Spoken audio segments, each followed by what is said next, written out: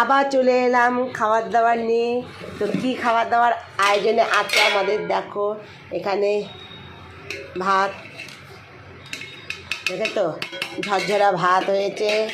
আর এখানে হয়েছে আজকে একটু অন্যরকম ডাল, বলো তো কী ডাল, এটা হলো অলরের ডাল, রসুন দিয়ে বানানো হয়েছে এই ডাল হয়েছে। আর মেয়ের জন্য অল্প আলু ভাজা করা হয়েছে। আর আমাদের জন্য এদিকে ফুলকপি ভাজা করা হয়েছে, এটা হলো ফুলকপি ভাজা। আর এদিকে তোমার আজকে বানানো হয়েছে ডিমের অমলেট করে, দেখো এই যে ডিমের অমলেট করে সোয়াবিন দিয়ে ঝোল করা হয়েছে।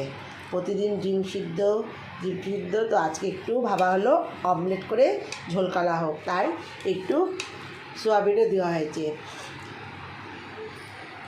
তো আজকের আয়োজনে এই আছে ভাত, ডাল, আলু ভাজা, ফুলকপির ভাজা, আর এখানে তোমার ডিম অমলেট করে সোয়াবিন দিয়ে ঝোল বানানো হয়েছে।